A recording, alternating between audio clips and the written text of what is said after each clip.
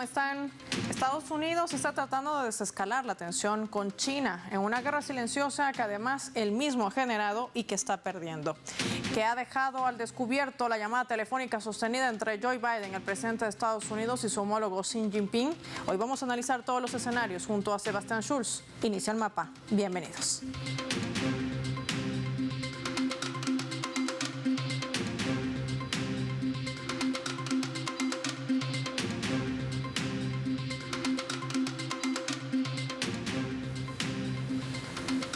Vamos a desplegar nuestro mapamundi y revisar datos graficados para entender de qué va esta batalla tecnológica. China frente a la batalla tecnológica y también comercial. Identificamos en el mapa a estos dos países con sus banderas. Justamente desde noviembre del año 2023, Estados Unidos arrecia con un paquete de sanciones hacia China. Las empresas estadounidenses o con licencia para usar tecnología procedentes de los Estados Unidos no podrán vender determinados productos a la nación asiática. Un golpe duro para muchos inversionistas, ya que China era uno de los principales mercados. El gobierno de Estados Unidos prohíbe también ayudas económicas para la compra de vehículos eléctricos que contengan materiales procedentes de China. El gigante asiático, recordemos, es uno de los principales proveedores mundiales de baterías, con el argumento de que comerciaban productos que podrían proporcionar apoyo militar hacia Rusia. Estados Unidos incluye a nueve, con propiedad de empresas chinas en la lista de sanciones. Impuso también restricciones a las exportaciones de otras 8. El pasado febrero, recordemos que desde el 2023 la administración de Biden ha colocado el ojo a la industria de semiconductores y el mayor fabricante chino de chips de alta integración ha colocado en la lista negra para tratar de impedir el desarrollo de este tipo de tecnología por parte del país asiático. Pero, ¿por qué hace esto Estados Unidos? Recordemos que China es el principal exportador de alta tecnología en el mundo. Así lo está reseñando la Organización Mundial del Comercio ya para esta versión 2024. Tan solo en febrero de este año ha exportado a Estados Unidos cerca de 30.8 mil millones de dólares. Sus principales rubros de exportación son teléfonos, circuitos integrados, ordenadores y automóviles. En la actualidad, China cuenta con algunas empresas de tecnología más grandes del mundo, también importantes avances en áreas de supercomputación, robótica, biotecnología, tecnología militar, inteligencia artificial. Tiene previsto para esta gestión fabricar circuitos integrados, que esto va a permitir conseguir la producción de 30 millones de obleas al mes. Se están desarrollando nuevas plantas de semiconductores desde el año 2022, pese a las restricciones que impone Estados Unidos.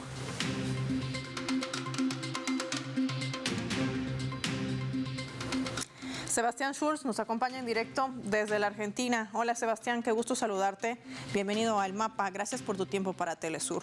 Revisando los datos del mapa, estos gráficos que nos ayudan a entender el avance por un lado de China y quizás el estancamiento de un Estados Unidos. Pero, ¿qué es lo que realmente le preocupa al país del norte? ¿Será esta competencia desleal de la que tanto habla? Bueno, lo que le preocupa particularmente es los grados de autonomía y de desarrollo que ha desarrollado la República Popular China en los últimos años, producto de una decisión de la gobernanza del país asiático de, no solo crecer en los umbrales de poder necesarios para ser un actor de peso a nivel internacional, sino de empezar a construir espacios de articulación con otros estados emergentes y en desarrollo que le permitan avanzar hacia un mundo mucho más multipolar. Esto impacta de lleno en la hegemonía unipolar norteamericana y, sumado a las crisis internas que vive hoy el país del norte, generan que China tenga cada vez más condiciones para disputar en áreas clave, como por ejemplo la tecnológica, que mencionaba muy bien, pero bueno, también otras como por ejemplo la financiera, la económica, la energética, incluso la posibilidad de empezar a diagramar un nuevo orden jurídico, político, institucional a nivel internacional que desande el orden construido por los acuerdos de Bretton Woods, donde Estados Unidos era el centro de la humanidad, y poder avanzar hacia un orden internacional mucho más multipolar y pluriversal. Dos escenarios. El primero, el presidente de China, Xi Jinping, decía que un ataque directo al gigante asiático podría representar el quiebre de toda la humanidad. ¿Este habría sido quizás el punto de inflexión para que Biden llamase a Xi Jinping y abordar estas y otras temáticas? Es decir, ¿hay preocupación y tensión también por parte de Estados Unidos? Bueno, seguramente hay una preocupación que tiene que ver con que Estados Unidos en los últimos años ha desarrollado una variada, variados recursos para intentar detener el crecimiento no solo económico, sino también político y geopolítico de China, como por ejemplo la política de sanciones unilaterales y de guerra comercial iniciada por Trump, la política de sanciones que llevó adelante Biden a empresas tecnológicas chinas y de veto a las empresas, a los países de Occidente para que tengan acuerdos con las empresas chinas, incluso, destinar miles de millones de dólares para el desarrollo tecnológico norteamericano, pero también otras estrategias como el afianzamiento de acuerdos con Taiwán, promover una política internacional supuestamente de derechos humanos y de democracia para generar un alineamiento de Occidente contra China. Bueno, todo esto no ha dado resultado. Estados Unidos no ha podido frenar el avance de China y a su vez Estados Unidos está empantanado en otros conflictos en los cuales no ha podido resultar rápidamente victorioso. Tenemos el caso de la crisis en Ucrania, más anteriormente la retirada de Afganistán. Estados Unidos se ve en una posibilidad o en una imposibilidad de detener el avance del orden internacional multipolar, pero también justamente en este 2024, hoy está metido de lleno en una contienda electoral en donde no solo disputan dos partidos muy distintos, como el republicano y el demócrata, sino dos modelos de nación, dos proyectos distintos para los Estados Unidos, y yo creo que Biden entiende que es muy difícil para los Estados Unidos hoy, un Estados Unidos en crisis de hegemonía, hacer frente a todos los, valga la redundancia, frentes que tiene abierto, y eso le puede generar un costo muy alto a la hegemonía norteamericana. El otro escenario, Sebastián, el hecho del avance de esta organización transatlántica del norte, que no solamente pone sus ojos, como ya lo decías, al este de Europa, también lo hace en Asia, sobre todo camuflada bajo esos alineamientos de supuesta cooperación en defensa o estratégica con los países. El mar de China Meridional sigue siendo otro de sus objetivos. Una organización que además cumple 75 años de creación y que lo único que está generando es más focos de conflicto en el mundo. ¿Cómo leer esta situación y el avance de la OTAN también con una mirada quizás como un nuevo escenario de confrontación a China y no solamente a Rusia? Bueno, yo creo que hay que leerlo en términos geopolíticos y de disputa de proyectos geopolíticos a nivel internacional. Hoy dentro de los Estados Unidos tenemos dos grandes proyectos enfrentados, un proyecto de tinte neoconservador, continentalista, americanista, que tiene al Pentágono como su principal arma de guerra, y en el caso específico de América Latina al Comando Sur, pero también tenemos a la OTAN, que de alguna manera se ha constituido a partir de la década de los 90 como fuerzas armadas globales, que mucho más alineadas con los sectores demócratas, globalistas. La OTAN hoy es el brazo armado de estos sectores que ya no cumple funciones en el Atlántico Norte, pero básicamente porque el Atlántico Norte ha dejado de ser el centro de gravedad de la geopolítica mundial, y esto es algo que hemos experimentado en los últimos 10 o 15 años. El centro de gravedad de la economía y de la política mundial se ha desplazado hacia el Asia-Pacífico y principalmente hacia el Mar del Sur de China. En este marco, lo vimos en una de las últimas cumbres de Madrid de la OTAN, en donde ya directamente señala que las disputas por el futuro de la humanidad se van a trasladar rápidamente hacia el Pacífico y principalmente hacia el Asia-Pacífico, y la OTAN debe cumplir un rol mucho más fuerte en esta región, porque aquí es donde está la disputa económica, política y civilizatoria. De hecho, en esa cumbre de la OTAN en Madrid se invitó a países como Japón, Australia, Nueva Zelanda a participar de la cumbre para delinear la llegada de la OTAN a esa región, a la par de que Estados Unidos viene impulsando otro tipo de acuerdos, como por ejemplo el AUKUS, por ejemplo la Alianza de Cinco Ojos, entre otras, la instalación de bases militares en Filipinas, la provisión de armas a Japón y a Taiwán. Son estrategias que los Estados Unidos y los sectores globalistas vienen desarrollando para militarizar y contener a la expansión de China, pero también su alianza con Rusia y el impulso de un orden internacional de carácter multipolar. No solamente son líneas de acción, sino también lo que pretenden utilizar bajo el engaño también de una supuesta protección. Pero ¿a quién realmente protege la OTAN? Pues a Estados Unidos, no a los países, aunque digan hoy en día que Ucrania formará parte de sus filas. Vamos a marcar, Sebastián, una pausa. Al regreso seguimos profundizando el análisis y lo hacemos revisando nuestra escala.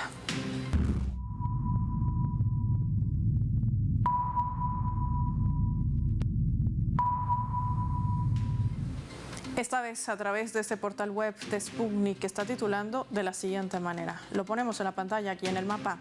China no hará la visita ni la vista gorda ante el apoyo de Estados Unidos a la independencia de Taiwán. Ese es el titular de Sputnik. Recordemos que el presidente de China, Xi Jinping, ha señalado a su homólogo estadounidense Joe Biden que la cuestión de Taiwán es una línea roja en las relaciones entre China y Estados Unidos. Y Beijing no va a ignorar el apoyo extranjero a su independencia. La cuestión de Taiwán en las relaciones entre China y Estados Unidos es una importante línea roja que no debe cruzarse.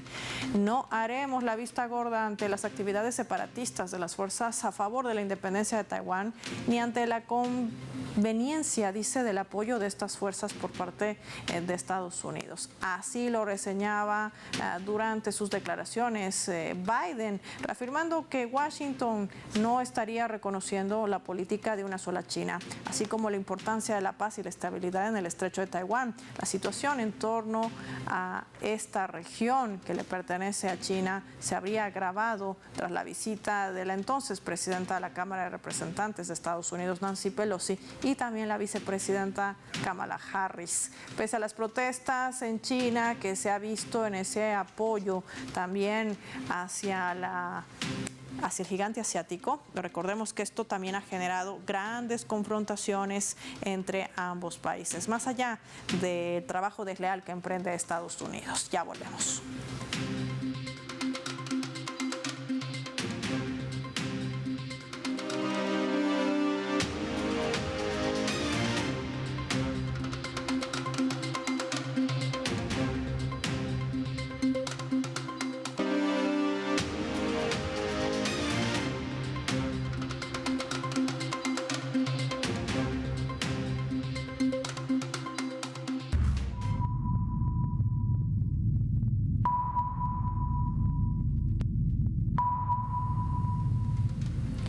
Vamos a tener otro tema también para el análisis a través de la fotografía. Vemos allí una balanza inclinada hacia el lado del gigante asiático, países que además deciden ampliar el uso del yuan, deshaciéndose de la hegemonía del dólar, incrementando sus reservas en oro y liquidando el comercio bilateral en moneda local. Ya prefieren justamente el renminbi. Tal es el caso de Bolivia, que ha empezado a comerciar de manera directa en sus monedas de origen, yuanes con pesos bolivianos. Debido a esto, el país registra un 30% de reducción de demanda de dólares para el comercio exterior desde el año 2023. Ya el yuan se convertía en la moneda más utilizada para esas transacciones transfronterizas, superando por primera vez a esta moneda que pierde hegemonía. Nos referimos al dólar.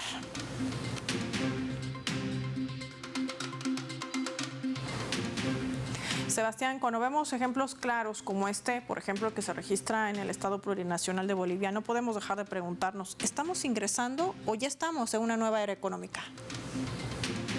Bueno, no, ya por lo menos, digamos, en el corto plazo, desde hace más de 6 años, estamos en una nueva era económica en el sentido que es en 2014, 2016, cuando la República Popular China se consolida como la principal potencia económica global, es decir, es el PBI, si uno lo mide como capacidad de poder adquisitivo del salario, es el PBI más grande del mundo, superando a los Estados Unidos. Esto ya de por sí marca de forma muy concreta el advenimiento de una nueva etapa en la historia económica, pero que obviamente esto después se traslada rápidamente a la arena política. China también hoy es el principal exportador global de mercancías, es el principal productor manufacturero global, también es el principal importador mundial de mercancías, si uno incorpora también a Hong Kong y a Macao. Es decir, China es el país que más le compra y que más le vende al mundo. Digamos, para decirlo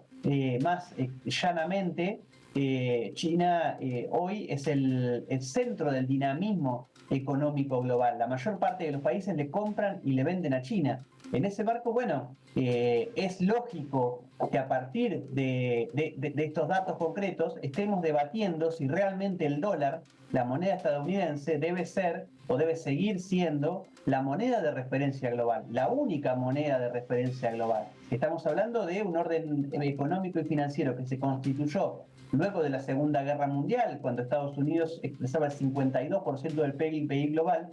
Esta es una realidad que ya no existe. Estados Unidos hoy usa su poder sobre el dólar como un arma para disciplinar a los países que empiezan a plantear la necesidad de un orden internacional distinto. Ahora bien, esa política de sanciones que lleva adelante los Estados Unidos a través del dólar es expresión también de esta propia decadencia y a su vez acelera y profundiza la mirada de los países emergentes de escapar al dólar, digamos. Es decir, estas sanciones, este disciplinamiento ya no está cumpliendo su objetivo, básicamente porque Estados Unidos no lo puede hacer cumplir. Entonces tenemos los casos paradigmáticos, como por ejemplo Arabia Saudita, que decide empezar a negociar el petróleo en yuanes con China. O lo mismo podemos decir en caso de la India y de Rusia, que empiezan a comerciar en monedas nacionales. Los países cada vez más aceleradamente están escapando del dólar. Y yo creo que, digamos, esto indica que vamos hacia un orden internacional no centrado necesariamente en el yuan, es decir, el yuan no va a reemplazar linealmente al dólar, porque básicamente China no tiene la capacidad que tuvo los Estados Unidos en su momento, sino que vamos a un orden internacional plurimonetario, en donde el dólar va a seguir ocupando un lugar importante. Estados Unidos es el 25% del PBI global, el yuan va a ocupar un lugar también muy importante, pero vamos a un orden internacional con un comercio en términos económicos mucho más llevado adelante a través de monedas nacionales y con el oro recobrando un fuerte protagonismo. Sebastián, vamos a revisar contigo nuestra leyenda ya casi para finalizar este análisis.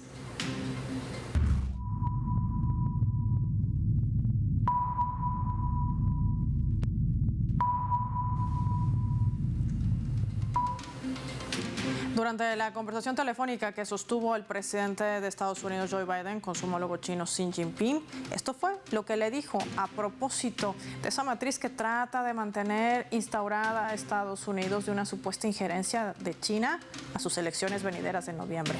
Pido al presidente de China, Xi Jinping, le decía que se mantenga al margen de las elecciones de los Estados Unidos.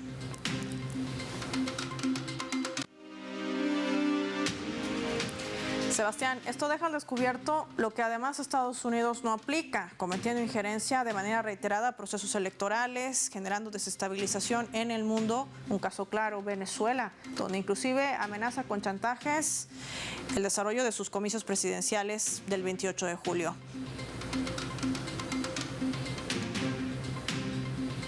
Sí, a ver, yo creo que tiene que ver con una mirada fuertemente instaurada en Occidente y que es constitutiva de Occidente, que es esta pretensión de universalidad de los valores occidentales y de la forma de vida occidental, por encima de las idiosincrasias nacionales, de los procesos nacionales. Creo que esto queda cada vez más claro cuando empieza a emerger a través de espacios como el BRICS, por ejemplo, una recuperación del espíritu de Bandung y de los principios de coexistencia pacífica que yo creo que bien le harían a la humanidad en el futuro. Digamos, el espíritu de Bandung y de la no injerencia en asuntos internos de los estados dice que, esto mismo, digamos,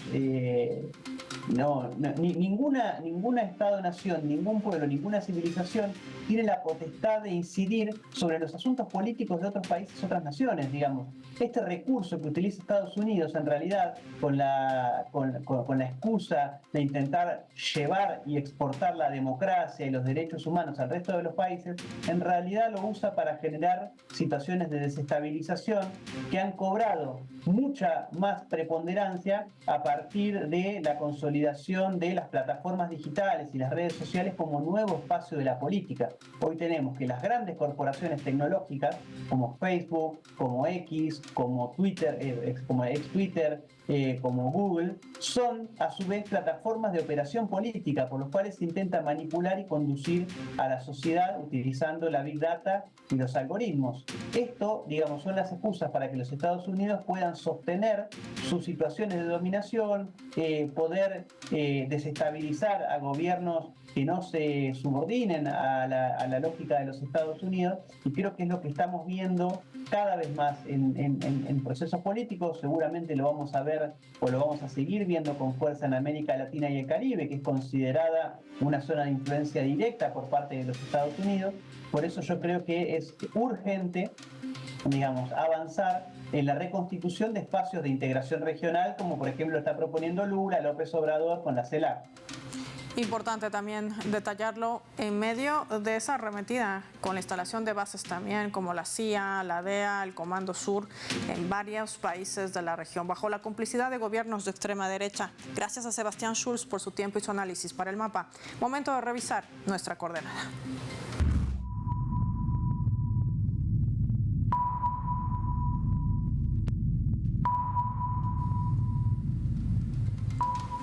Hay también otros hechos geopolíticos que se desarrollan y tienen impacto en el mundo. Alessandro Pagani desde México nos va a comentar sobre el anuncio que ha realizado el presidente de Rusia, Vladimir Putin, que va a destruir todos cazas F-16 que se entreguen a Ucrania y aquellos hangares que así los alberguen. ¿Qué implica todo esto? Sí, efectivamente la noticia destaca que la situación y conflicto en Ucrania puede desatarse, expandirse desde un momento al otro.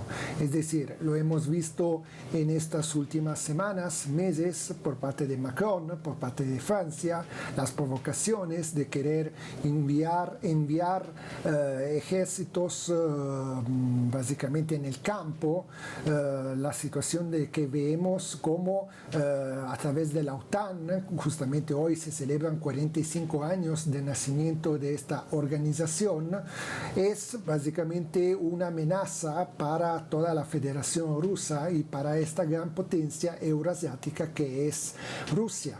Y por lo tanto, por parte de Putin hay esta política, esta narrativa que es intentar hacer entender al occidente colectivo, es decir, a la Unión Europea y Estados Unidos, que frente a continuas agresiones, frente a la participación en el campo de guerra de tropas de la OTAN o de sus propias armas tecnológicas y militares o de sus propias aviaciones, como en este caso de los F-16, habrá una reacción inmediata y entonces intentan buscar una forma como de deterrente frente a las continuas ofensivas, agresiones por parte de la OTAN, porque hay que decirlo y remarcarlo una vez más, no es Rusia la que está agrediendo Europa o Estados Unidos, sino todo lo contrario. Hay documentos que demuestran que desde la caída de la Unión Soviética, ante todo con la destrucción de la Alemania Oriental, se quiso entregar esa nación, la DDR, al altar del nacimiento de la Unión Europea. Y desde ahí vemos básicamente una continua expansión por parte de la OTAN, que ya no tiene fronteras, no tiene límites, y lo hemos visto porque su objetivo es llegar hasta el Cáucaso. Por lo tanto, hay que comprender la narrativa defensiva por parte del Kremlin y de Putin. Ahí estaba Alessandro Pagani. Son 75 años de creación de la OTAN, participando en nuestra coordenada, otros hechos geopolíticos que se desarrollan en el mundo y que no podíamos dejar por fuera aquí en el mapa. Ya para finalizar el programa, les proponemos revisar nuestro vector.